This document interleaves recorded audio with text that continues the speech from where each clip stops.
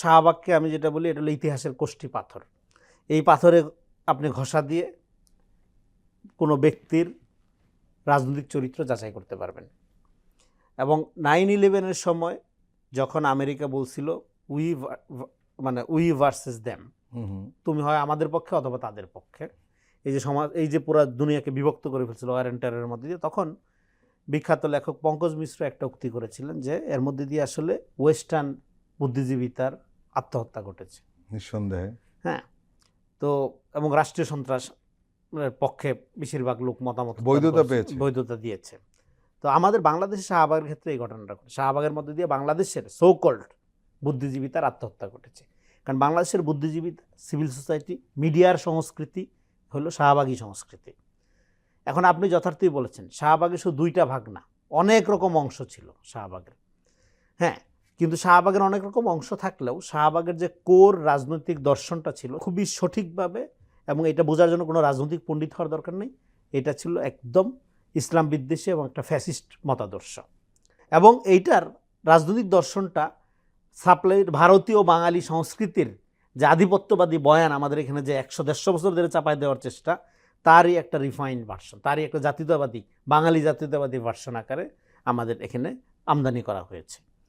এখন এইখানে বিভিন্ন দল, বিভিন্ন গ্রুপ, বিভিন্ন উদ্দেশ্যে আসতে পারে, কিন্তু এইটার যে কোর স্পিরিট, হ্যাঁ, সেই কোর স্পিরিটটা, এই জন্য আমরা বলি বাংলাদেশের যে ফ্যাসিবাদটা ছিল সেটা অ্যাট দ্য সেম টাইম সাংস্কৃতিক ফ্যাসিবাদ ছিল। আপনার 14 সালে যে এরকম একটা বিনা ভোটের 153 জন অনির্বাচিত লোকজনকে নিয়ে যে সংসদে বসতে পারলো, শাহবাগের এই মুক্তিযুদ্ধের পক্ষের শক্তি ক্ষমতায় থাকতে হবে যে কোনো মূল্যে, এই যে তার মুক্তিযুদ্ধের আওয়ামী চেতনার যে বয়ান, হ্যাঁ, এইটাকে সামাজিকীকরণ করা এবং এইটাকে একটা পাক ফোবিয়া, হ্যাঁ, কথায় কথায় যে কাউকে পাকিস্তানপন্থী, হ্যাঁ, এই পাক ফোবিয়া এবং ইসলামোফোবিয়া এই দুইটা উৎপাদন করার মধ্য দিয়ে এই ফ্যাসিবাদকে এখানে সামাজিকীকরণ করা হয়েছে।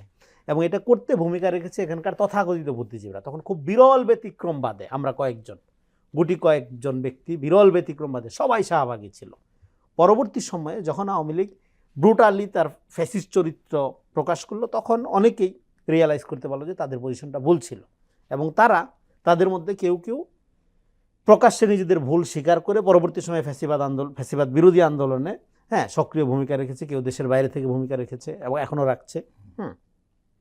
আবার কেউ কেউ যারা ওই সময় শাহবাগকে দ্বিতীয় মুক্তিযুদ্ধ ঘোষণা করেছিল, এমন একজন বুদ্ধিজীবী আছে 5 ট্রাক বই পড়ছে, কমপক্ষে 5 টনি ট্রাকের 5 ট্রাক বই পড়ে সে শাহবাগকে বলছিল দ্বিতীয় মুক্তিযুদ্ধ, অথচ এই অভ্যুত্থানকে সে দ্বিতীয় মুক্তিযুদ্ধ বলেন নাই।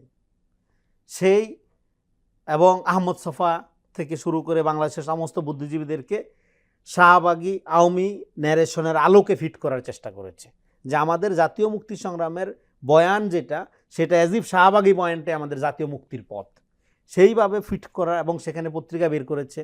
পরবর্তী সময়ে দেখা গেল যে শাহবাগ বিরোধী শক্তিও তারে নিয়ে নাচানাচি শুরু করে দিছে। কারণ কি, সে তার যে শাহবাগী পজিশনটা, শাহবাগের শুধু সমর্থন পজিশনটা, সংগঠক পজিশন, মতাদর্শ উৎপাদনের, সে সেখানে পত্রিকাও বের করেছে সর্বজন নামে। হ্যাঁ, পাবলিক যখন শাহবাগকে বিসর্জন বলতেছে তখন সে বলতেছে সর্বজন।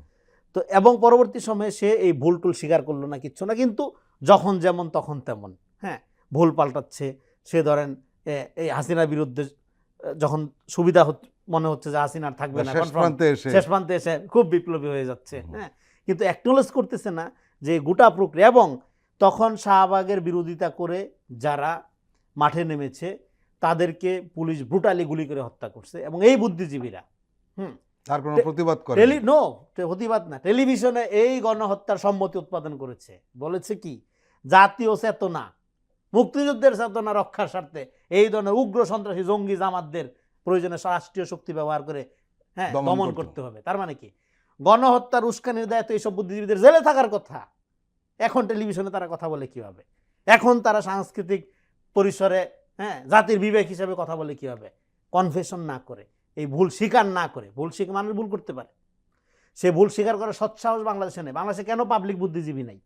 কারণ তারা অনেস্ট না, তারা সৎ না, তারা ক্ষমতার দাসত্ব করে, তারা যেদিকে ক্ষমতা থাকে সেদিকে কথা, তারা জনগণের দিকে তাকায় কথা বলে, মুখে বলে জনগণ, কিন্তু তাদের কিন্তু ডলার লাগে না, টাকা হলেই কেনা যায়। এই ধরনের একটা দুষ্ট চক্র যে গড়ে উঠেছে, এই জন্য বাংলাদেশের যে বিকাশ, এটাকে সাংস্কৃতিক যে বিকাশ, এটাকে আমি বলি শাহবাগী বিকাশ। এখনো পর্যন্ত এই যে দেখেন অভ্যুত্থানের পরে জুডিশিয়ারি, সাংস্কৃতিক অঙ্গন, মিডিয়া, চারদিকে যে অস্থিরতা, এগুলো যে ফাংশন করে না, কেন ফাংশন করে না? কারণ হলো এখানে রাজনৈতিক বয়ান বলতে যেটা দাঁড় করানো হয়েছে সেটা পার্টিকুলারলি শাহবাগী বয়ান। এর বাইরে ভিন্ন কোনো মতাদর্শকে এখানে জায়গা দেওয়া হয় নাই। বিশেষ করে ইসলামী চিন্তার বা ইসলামী মূল্যবোধের আলোকে যদি আপনি কথা বলেন তাহলে আপনি প্রতিক্রিয়াশীল। কারণ হলো এই তথাকথিত আধুনিকতার, এই যে বিকৃত বিজ্ঞানবাদিতার, আমাদের বিজ্ঞানবাদ বাইর হয় চারুকলার থেকে।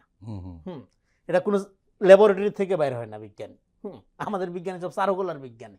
তো এই যে উম্মাদের চেতনা প্রবাহ, এই যে বাঙালি জাতীয়তাবাদী উম্মাদের চেতনা প্রবাহ, সেইটার একটা জোয়ার শাহবাগের মধ্য দিয়ে তৈরি করা হয়েছে। এটা বাংলাদেশের প্রথম কৃত্রিম জনজাগরণ হাসিনার আমলের।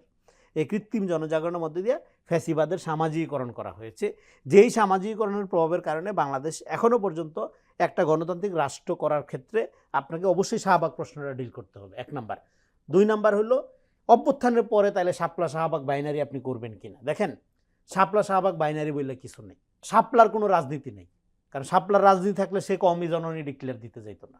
কওমি জননী ডিক্লেয়ার দেওয়ার মধ্য দিয়ে কি হয়েছে দেখেন, বাংলাদেশে এখানে রাজনীতিবিদ বা সেকুলার মহলে বা লোকজন যতই দুর্নীতি বা চোর বাটপার থাক, তারা কিন্তু একজন আলেমকে মনে করে সততার প্রতীক, শ্রদ্ধার প্রতীক।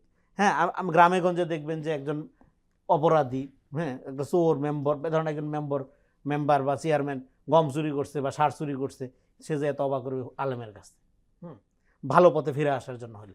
কিন্তু যখন দেখা গেলো এই আলেমরাই জালেমের কুলে উঠে বসছে, তখন সমাজের টোটাল মোরাল ফ্যাব্রিক্সটা ভেঙে পড়ছে। মানুষ দেখছে এরাই যাদেরকে ভরসা করতাম, এরাই যদি জালেমদের সাথে কম্প্রোমাইজ করতে পারে। ফল দেখেছি যখন বাইতুল মুকাররমের খতিব পালায়, তো ফলে এটা আমি কি পর্যন্ত ধসে গেছিল। তো তার মানে সমাজের এটা তো একটা মোরাল একটা পিলার, এগুলো ক্ষতিগ্রস্ত হয়েছে। আর শাহবাগকে যে শাপলার বিরুদ্ধে দাঁড় করানো হচ্ছে, এটা খুবই অন্যায়। কারণ হলো শাপলার পার্টিকুলারলি কোনো রাজনীতি নেই, কোনো সেলফ নেই, এটা একটা কমিউনিটি। না, তারা তো 9 দফার দাবিতে নেমেছিল এবং একটা দাবি ছিল যে নারী নীতি যে করেছিল, নারী নীতি। তারা বিভিন্ন সময়, সেই মুফতি আমিনী সাহেব সময় থেকে এই ইসলামী কমিউনিটি কিন্তু বিভিন্ন দাবি দাওয়া নিয়ে আন্দোলন করে।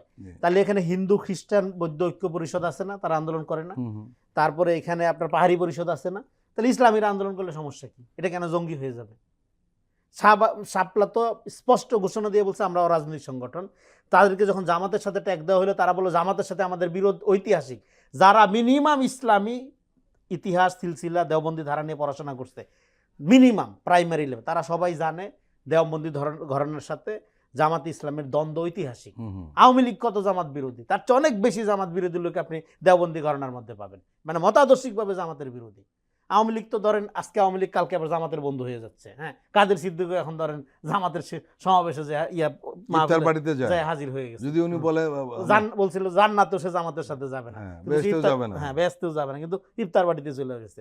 কিন্তু একজন কওমি আলেম যে জামাতকে মতাদর্শিকভাবে ইসলামী সিলসিলার আলোকে মনে করে তার মতাদর্শিক শত্রু, জীবনেও জামাতের সাথে কম্প্রোমাইজ করবে না, এরকম 100, 200, হাজার হাজার না, লক্ষ লক্ষ লোক পাবেন আপনি।